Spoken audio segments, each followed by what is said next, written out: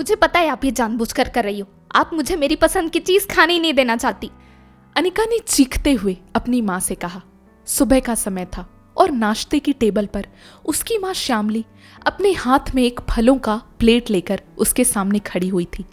उसने अनिका को समझाते हुए कहा, ऐसी बात नहीं है बेटा, तुझे गैस एसिडिटी की प्रॉब्लम होती है, इसलिए मैं चाहती हूँ कि तू हेल्दी खाना खाए। ये फ्राइड राइस तो तला भुना खाना होता है और पिछले कई दिनों से तो तू यही खा रही है। हाँ तो आप जानती हो कि मुझे फ्राइड राइस कितना पसंद है, तो फिर क्यों नहीं बना के देती मुझे? आप सिर्फ आलसी हो और कुछ नहीं। ये कहकर अनिका उठी और अपने पैर पटकती हुई वहां से चली गई। श्यामली हाथों में वो फलों का प्लेट लिए बेबस नजरों से उसे जाते हुए देखने लगी। अनिका कॉलेज में पढ़ती थी और घर से दूर रहती थी। कुछ दिनों बाद उसके एग्जाम्स थे और एग्जाम्स की तैयारी के लिए उन्हें कॉलेज से छुट्टी मिली थी, जिस वजह से वो घर आई हुई थी। श्यामली उसका हर तरीके से ख्याल रखती थी। वो चाहती थी कि अनिका के एग्जाम्स बहुत अच्छे जाएं, इसलिए वो उसे कोई काम भी नहीं करने देती। अनिका को बचपन से अपने माँ बाप का बहुत प्यार मिला था, खासकर अपनी माँ का। वो उनकी लाडली बेटी थी। बचपन में उसकी हर जिद पूरी की गई थी, जिस वजह से वो बड़ी होकर भी एक जिद्दी लड़की बन चुकी थी। वो चाहती थी कि उसके मन की हर एक इच्छा पूरी की जाए, चाहे वो सही हो या गलत। अनिका को गैस और एसिडिटी की प्रॉब्लम थी, जिस वजह से वो हमेशा अपनी माँ से पेट दर्द की शिकायत करती। श्यामली उसे हेल्दी खाना खिलाना चाहती, पर अनिका को हमेशा चटपटा और मसाले वाला खाना ही पसंद आता। अनिका अपने कमरे में गई और किताब लेकर बैठ गई। उसके दिमाग में कई गलत ख्याल आने लगे। पता नहीं मम्मी क्यों ऐसा करती है मेरे साथ। सिर्फ कुछ दिनों के लिए मैं घर आई हूँ और उसमें भी मेरी पसंद का खाना नहीं बना सकती, पर मैं हार नहीं मानने वाली। आज तो उन्हें अच्छा सबक सिखाऊंगी। ये सोचकर उसने अपनी किताब खोली और पढ़ने लगी। सारा दिन गुजर गया, पर अपनी हट में अनिका ने खाना नहीं खाया। श्यामली जानती थी कि अनिका गलत है और वो अपनी बेटी की हर गलत जिद पूरी नहीं कर सकती थी, इसलिए वो भी नहीं झुकी। लंच और डिनर के दौरान उसने एक दो बार अनिका को खाने के लिए आवाज लगाई, पर जब अनिका नहीं आई तो उसने भी ज्यादा जोर नहीं दिया। वो जानती थी कि जब इंसान को तेज भूख लगती है तो वो अपना गुस्सा भूल जाता है। उसे पता था कि रात को सबके सोने के बाद अनिका खाना खा ही लेगी। ये सोचकर वो आराम से सो गई।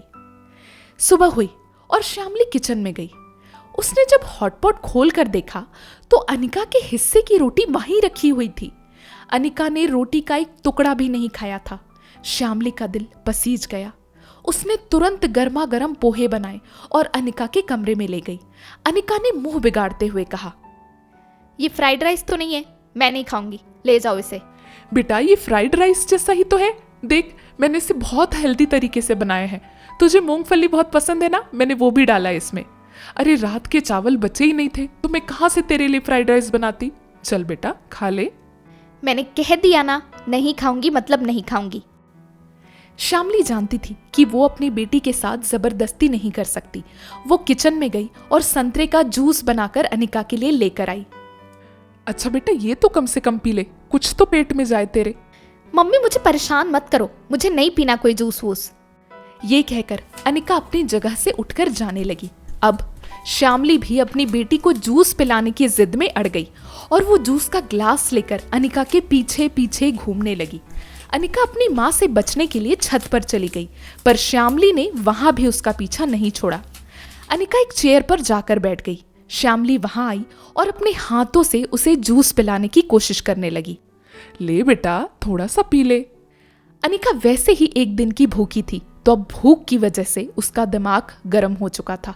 उसने गुस्से में अपनी माँ का हाथ झटका और उनके हाथ से ग्लास छूटकर नीचे गिर गया। फिर अनिका ने दहाड़ मारी। ये फालतू में अच्छी बनने का ड्रामा क्यों कर रही हो आप? अगर इतनी ही मेरी परवाह होती तो मेरे लिए फ्राइड राइस बना देती। ये कहकर वो फिर गुस्से से उठकर वहां से चली गई। अनिका की इस हरकत ने श्यामली के दिल को ठेस पहुंचा दिया। वो चुपचाप कांच के टुकड़े उठाने लगी और अपने आंसुओं को रोकने लगी। पर आखिर माँ का दिल तो माँ का दिल होता है।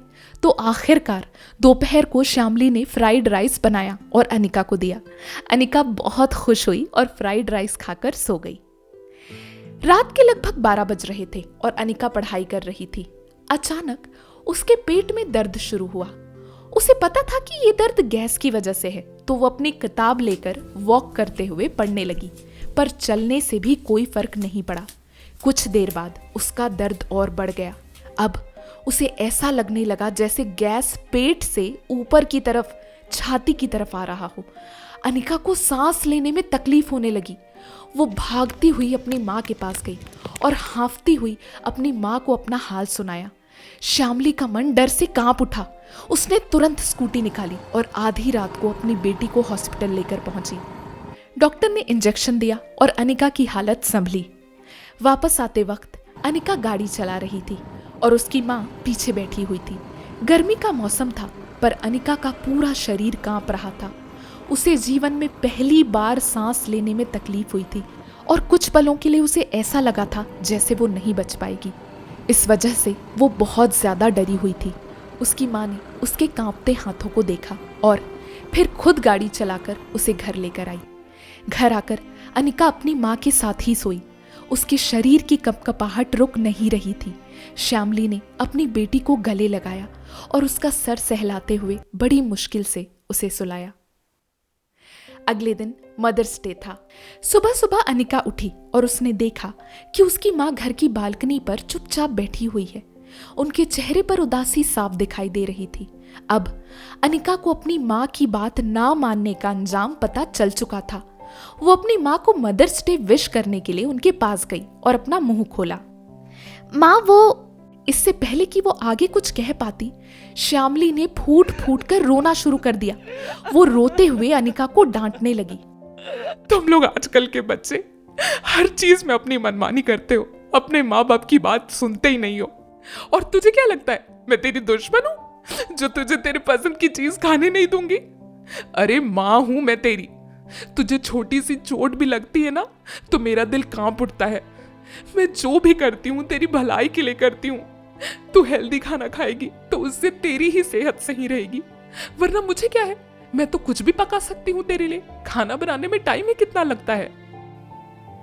अनिका 19 साल की थी और इन 19 सालों में आज तक उसने कभी अपनी माँ को अपनी वजह से रोते हुए नहीं देखा था। आज पहली बार अपनी वजह से अपनी माँ की आंखों में आंसू देख अनिका का दिल टूट गया। उसे समझ आया कि उसने अपनी माँ को कितना गलत समझा और उनके प्यार पर शक करने की गलती की। उसकी आंखों में भी आंसू उतर आए। उसने सिसकते हुए अपनी माँ को गले लगा लिया और कहा, आई एम सो सॉरी माँ। आज से मैं आपकी हर बात मानूंगी और कभी आपका दिल नहीं दुखाऊंगी। आप दुनिया की सबसे अच्छी माँ हो। Happy mother's day. तो दोस्तों, इस मदर्स डे पर आपने अपनी मम्मी को क्या गिफ्ट दिया, कमेंट बॉक्स में लिखकर ज़रूर बताइएगा। आपको ये कहानी कैसी लगी ये भी कमेंट बॉक्स में लिखकर ज़रूर बताइएगा। अगर कहानी अच्छी लगी तो वीडियो को लाइक करें, शेयर करें और ऐसी ही इंटरेस्टिंग कहानियाँ पाने के लिए हमारे चैनल को सब्सक्राइब करें और बेल आइकन क्लिक करें। Thank you.